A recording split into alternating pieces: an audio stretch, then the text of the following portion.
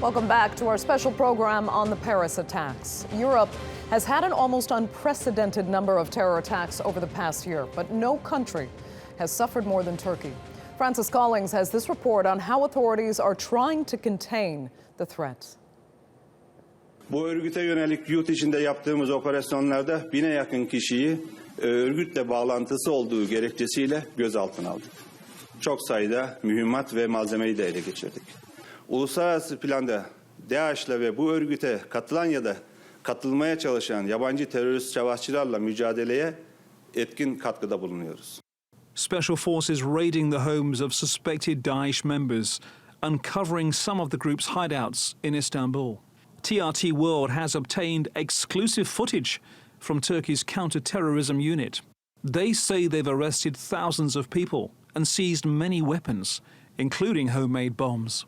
Daesh has attracted 30,000 people from 100 countries, including more than 2,000 in Turkey. Özellikle gençler sadece dinlediği için o konuşulanları ayrıntısına pek fazla bakmaz. Ya da ayrıntısına bakacağı mekanizma onu konuşan kişilerle olur. Eğer bu kişiler Daesh profilinde kendi zihinlerinde okeylemişlerse, kendi zihinlerinde buna katılabiliriz diye demişlerse, bu genç de buna mensup olmaya çalışırsa onu yönlendirmeye çalışırlar. Thousands are believed to have crossed the Turkish border to join Daesh in Iraq and Syria.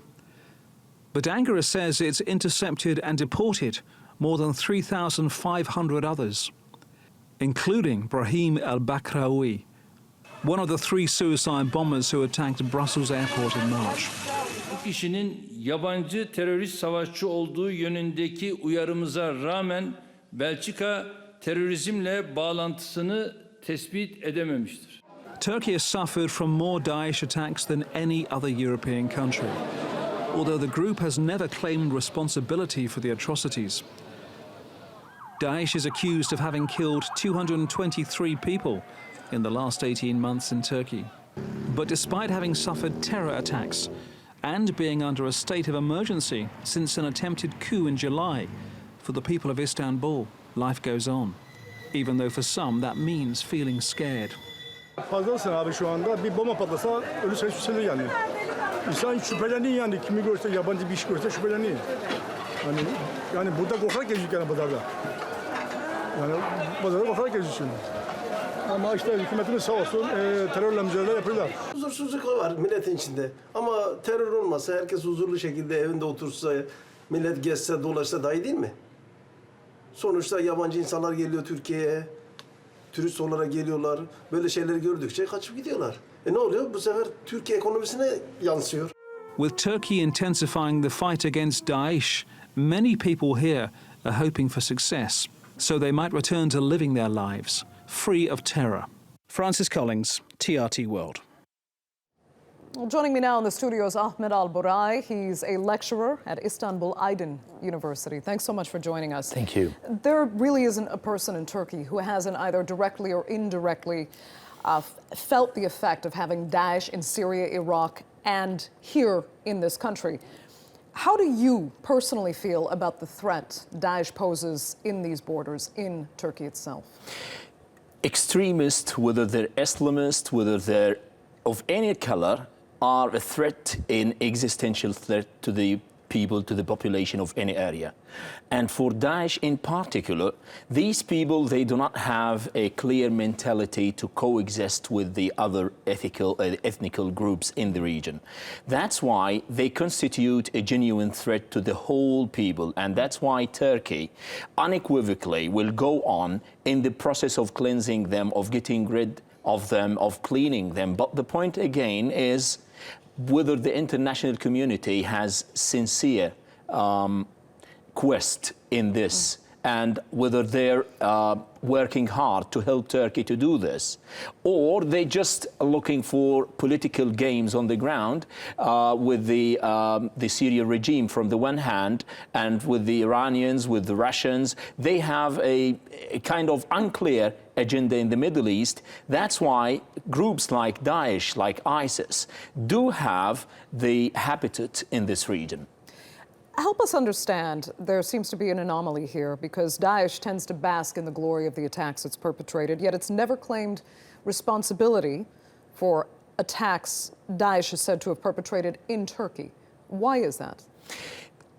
A couple of days ago, al-Baghdadi, he is the caliph of Daesh, and he said to his affiliates, you have the full right to attack Turkey. And that was the first time that he directly said that. And he said, now it's time to attack these people because they're the same as the others, the kafir, the infidels who attack you. And that was the first time it was a president, and that's number one. You're absolutely right when it comes to why they don't claim that. At the very beginning, they don't want to show their supporters and sympathizers, mainly in Turkey and in the Muslim world, that they're attacking another Muslim country. Mm-hmm. So they're not interested in that. But this doesn't mean that they did not perpetrate and carry out a huge number of attacks against Turkey. Has that changed, though, do you think? Before it seemed a bit shameful to be seen to be attacking their own, so to speak. Has that changed now, given Turkey's role now in Iraq and Syria? I believe now Daesh is in the corner and doesn't have any way out. And now they're going to use all their cards. They're going to attack everywhere. They're going to shell anybody. They're going to fire anywhere. That's why now it's their time to speak bluntly and put everyone under fire.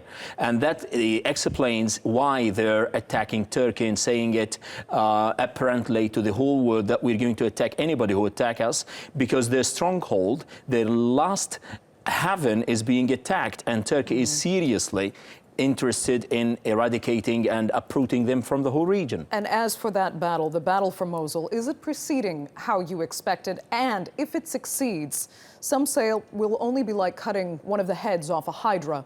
It will just resprout and perhaps grow even stronger. That's the most important. That's the elephant in the room. And everybody should be talking about this. Now, the point, Daesh will be defeated by a way or another. It will be crushed. But the point is, are we dealing with the causes or the effects? What after that? What will happen? Mosul is liberated. What will happen later on? Are we going to have a vacuum, a void that nobody is going to fill? And that's very clear on the ground when you look at the governments in Syria or in Iraq. They do not have a clear agenda. And also, the international coalition doesn't have that. And, you know, it's very bizarre when it comes to Turkey. Nobody wants Turkey to be involved in that. While I believe that Turkey is the only guardian, is the only guarantor that in case Daesh is defeated, we are not going to see that kind of ethnic cleansing or that kind of sectarian violence coming to the scenes again, and we're going to witness more massacres and carnage. So Turkey should be involved in order to prevent such things to happen. Okay. Ahmed Al-Burai, thank you so much for joining us. We're going to take a look now at how the threat from Daesh relates to its control of territory in the Middle East. And at the height of its so-called caliphate, Daesh controlled vast areas of Syria and nearly a third of Iraq. But since 2015, its foothold on the region has been shrinking, and it might now be on the verge of losing its last stronghold in Iraq, Mosul. Nicole Johnston has this report now from the front lines. It could be the toughest urban warfare in the world right now. Street-to-street fighting to retake Mosul, Iraq's second largest city, home to 1.5 million people. It's also the Iraqi capital of Daesh's self-declared Islamic State and the group's last stronghold in the country. A mix of forces are involved in this battle, each deeply suspicious of the other. But somehow they have to get on. This time, they're fighting on the same side. There are Kurdish Peshmerga fighters, the Iraqi army, Shia brigades, called the Popular Mobilization Forces, Sunni and Christian militias, and an international coalition, including the United States. The Kurds are pushing from the north and east. The Iraqi army has moved in from the south and is now inside Mosul city. And Shia brigades are in the west, fighting near Tal Afar, which is still held by Daesh. This week, a TRT World team entered the town of Bashika, during an offensive launched by Peshmerga fighters. We're going to turn round, mate, and push back, okay? There were snipers on the side of the road and at least 10 suicide car bombs packed with explosives. The US bombed the city from above. In the end, the Peshmerga took Bashika back from Daesh. The Peshmerga say that they have captured Bashika, but the town is still far from secure. There could be Daesh still hiding here, and it will take weeks to clear this town of booby traps and improvised explosive devices. But the main battle is for Mosul. Thousands of civilians are fleeing, holding white flags. Aid agencies are warning up to 1 million people could try to leave. Mosul is a dense city with hundreds of different neighbourhoods. The Iraqi army has only pushed a few districts beyond Gochali, but they need to reach the Nineveh ruins on the east side of the Tigris River to be considered close to the heart of Mosul. The main government buildings are on the other side. There's a lot at stake in this battle. Daesh has lost close to half its territory in Iraq. It's hoped losing Mosul will finish it off.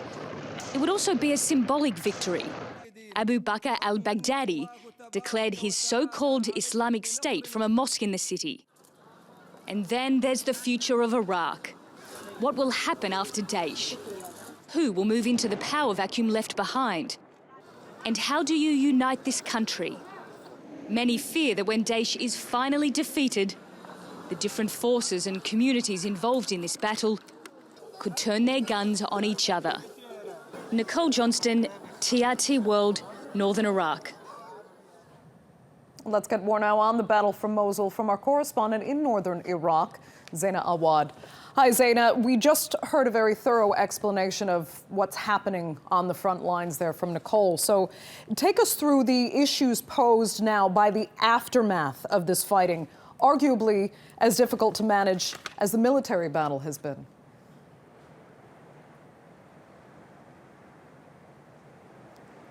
Well, Andrea, we may be facing what the UN says could potentially be the biggest humanitarian disaster of this year. When you think about the exodus that we're expecting to have of people, of civilians fleeing Mosul. Now, at the moment, there are about 50,000 people who have fled towns and villages that are on the battlefield.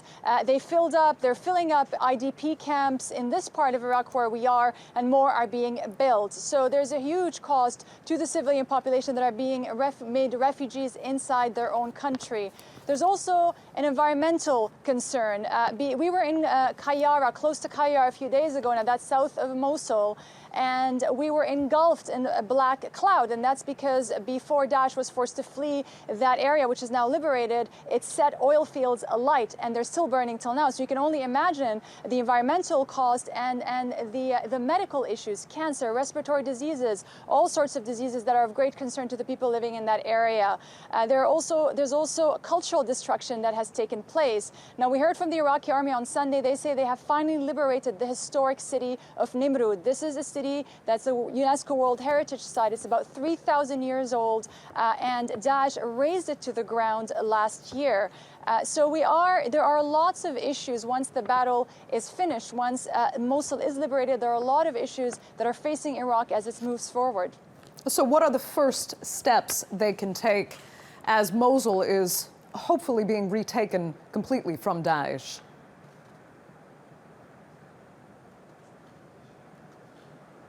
Well, as we've heard from Nicole, at this point, it's urban warfare. What does that mean? That basically means that Daesh has entrenched itself among the civilian population and is not playing by the rules of the game, but it's not respecting basic international laws. It's stockpiling chemical weapons in streets, inside the city. It's using civilians as human shields. We've heard from the UN, they say that women have been given to Daesh men on the front line to be used potentially as human shields. So it's becoming a very complex scene, if you will, on the ground, a very difficult situation for the Iraqi army as they advance deeper into Mosul and closer to the center of the city. I mean, the toll on the civilian population cannot be underestimated. And the Iraqi army had said that it aims to liberate Mosul by the end of this year, but we are hearing many here in this country say that they doubt that that goal could be met. Okay, Zaina Awad, we'll leave it there. Thank you so much for joining us. from northern Iraq. Now, Jarablus was the first Syrian city to be freed from Daesh. In August, Syrian rebels entered the town with support from Turkish forces. Our correspondent Edis Tianshan went there. He joins me now from Gaziantep in southern Turkey, near the border with Syria. Edis, first of all, you saw a lot of joy when Syrian opposition forces went into Jarablus. And of course, that came with relief that Daesh was finally gone. So is that elation still evident in Jarablus now?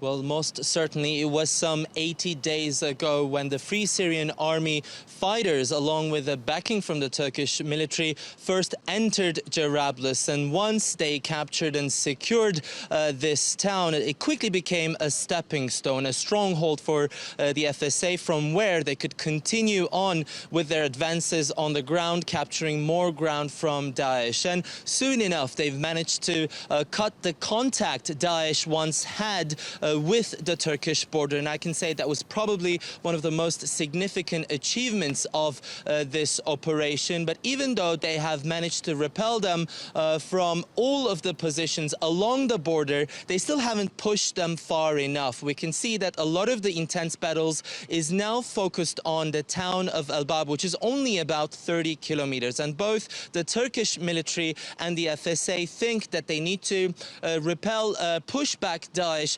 much further than that in order to make sure to secure this entire northern border area from Daesh and make it a safe zone and make sure that Daesh is never coming back. And as you said, the humanitarian aspect has been very significant along this during this entire operation. And as we have seen, the more towns FSA continues to capture from Daesh, more and more tragic stories are coming out of the local populations living in those areas liberated from Daesh. And we were just back in Jarablus this week to look at how this town has changed over the past 80 days since its liberation.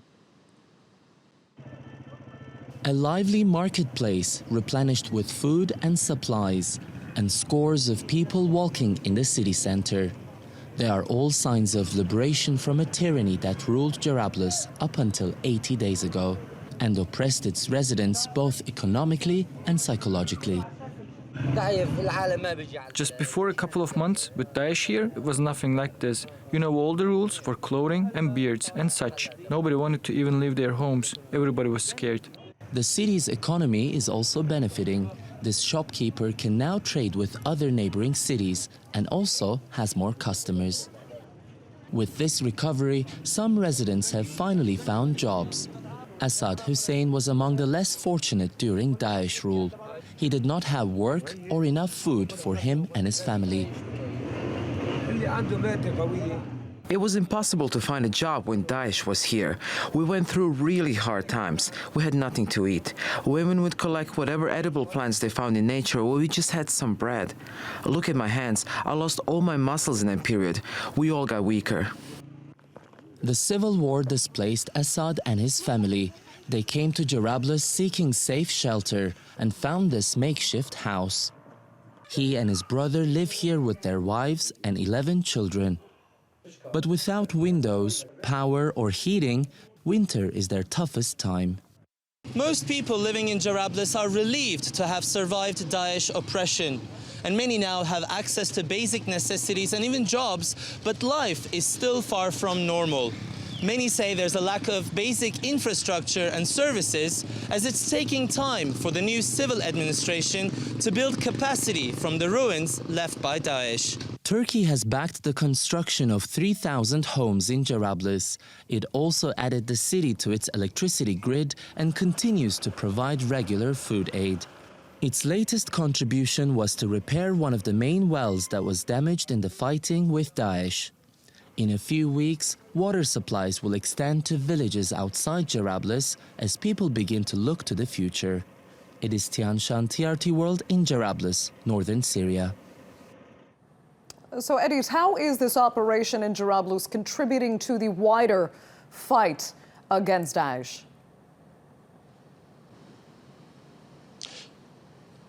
Well, in the first step, I think, as I've said, one of the most significant developments was pushing Daesh back from the immediate border area. Because once, before this operation started, once we had Daesh just across the border, it was a big threat. They could smuggle all sorts of things like weapons, ammunition, and even terrorists that could possibly conduct attacks inside Turkish soil and elsewhere they could get to. And right now, that is happening much less. And also look at the other way around, the crossing into Syria. Remember that potential Daesh recruits could arrive to southeastern Turkey from all sorts of places like Australia and Europe and Britain, and they could have an easy access to just cross the border and join Daesh. And we also understand that the chances for that are now much less likely. And also looking at the general fight against Daesh, we see that yes, we do have a US-led international coalition carrying out regular airstrikes against Daesh. But those airstrikes have only been enough to weaken the group and so far haven't really been effective to force them to retreat from their strongholds. And we are seeing that we do need these local Syrian opposition groups on the ground to fight them and capture these territories from them. And now, having empowered FSA in the northern border area, has opened a new front line with Daesh. And so far we are seeing that they have managed to capture some 1,500 kilometers square that includes 186 residential areas. Okay, Edis Yanchin joining us from Gaziantep. Thanks so much for that. Now, the United States has taken a major role in fighting Daesh, leading an international coalition that supported Syrian rebels and Iraqi government forces against Daesh. But while President Obama's presidency has been marked by some caution, what his successor will do is anyone's guess. I call it extreme vetting. If I'm elected president, I am going to keep radical Islamic terrorists the hell out of our